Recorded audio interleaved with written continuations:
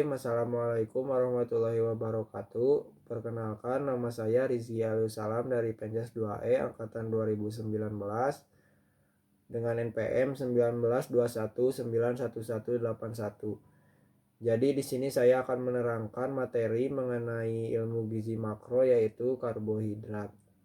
Yang pertama ada pengertian dari karbohidrat.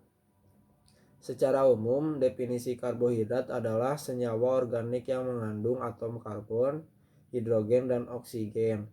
Dan pada umumnya, unsur hidrogen dan oksigen dalam komposisi menghasilkan H2O. Di dalam tubuh karbohidrat dapat dibentuk dari beberapa asam amino dan sebagian dari gliserol lemak. Akan tetapi, sebagian besar karbohidrat diperoleh dari bahan makanan yang dikonsumsi sehari-hari, terutama sumber bahan makan yang berasal dari tumbuh-tumbuhan. Karbohidrat berasal dari bahasa Perancis, yaitu hydrate de carbone. Penamaan ini didasarkan atas komposisi unsur karbon yang mengikat hidrogen dan oksigen dalam perbandingan yang selalu sama, seperti pada molekul air. Nama lain dari karbohidrat adalah sakarida, berasal dari bahasa Arab yaitu sakar, artinya gula. Karbohidrat sederhana mempunyai rasa manis, sehingga dikaitkan dengan gula. Nilai energi karbohidrat adalah 4 kilokalori per gram. Karbohidrat juga merupakan sumber energi bagi aktivitas kehidupan manusia di samping protein dan lemak. Yang kedua ada ciri kimiawi karbohidrat.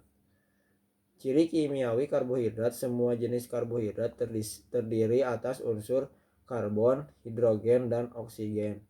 Perbandingan antara hidrogen dan oksigen pada umumnya adalah 2:1, seperti halnya dalam air. Oleh karena itu diberi nama karbohidrat. Yang ketiga ada klasifikasi karbohidrat. Karbohidrat yang penting dalam ilmu gizi dibagi atas dua golongan, yaitu karbohidrat sederhana dan karbohidrat kompleks. Yang pertama ada karbohidrat sederhana. Karbohidrat sederhana terdiri atas pertama monosakarida.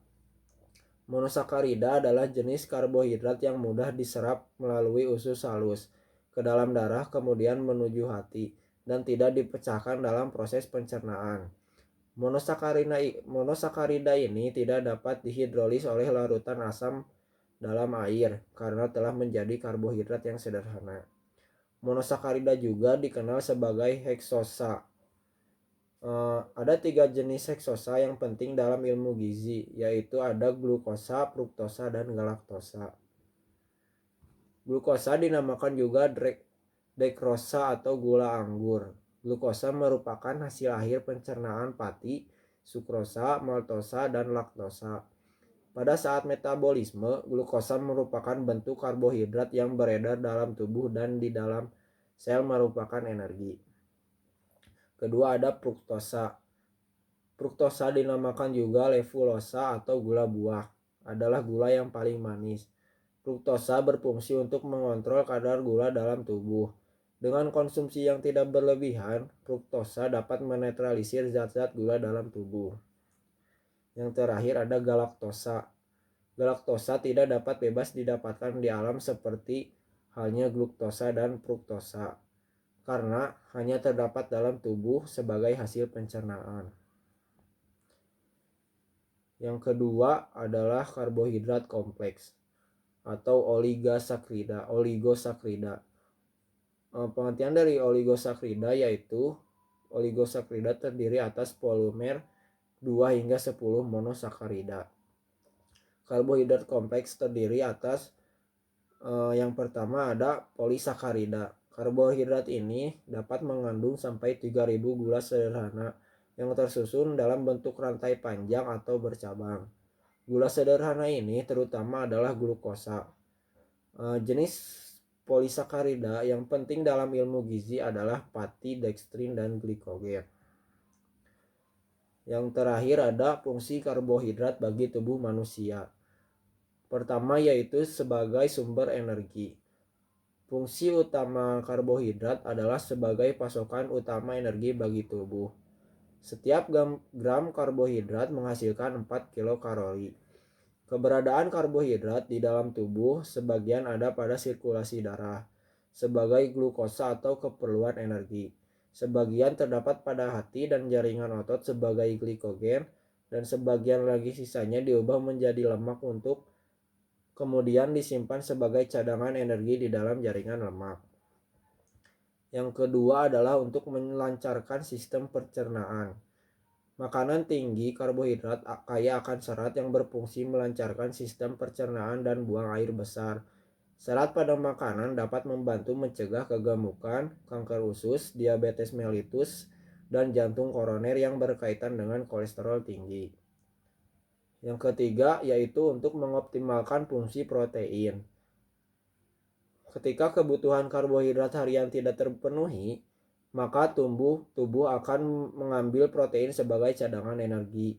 Akibatnya, fungsi protein sebagai zat pembangun tidak optimal. Untuk memenuhi kebutuhan karbohidrat akan membuat protein melaksanakan tugas utamanya sebagai zat pembentuk. Yang keempat, yaitu untuk mengatur metabolisme lemak. Fungsi karbohidrat lainnya yaitu sebagai pengatur metabolisme lemak dalam tubuh. Karbohidrat mencegah terjadinya oksidasi lemak yang tidak sempurna. Dan yang terakhir adalah karbohidrat sebagai pemanis alami. Karbohidrat juga berfungsi sebagai pemberi rasa manis pada makanan, khususnya monosakarida dan disakarida. Gula tidak mempunyai rasa manis yang sama, karena setiap macam kandungan gula dalam karbohidrat berbeda rasanya. Dan fruktosa adalah jenis gula yang paling manis. Mungkin hanya itu yang bisa saya sampaikan, kurang lebihnya mohon maaf. Wassalamualaikum warahmatullahi wabarakatuh.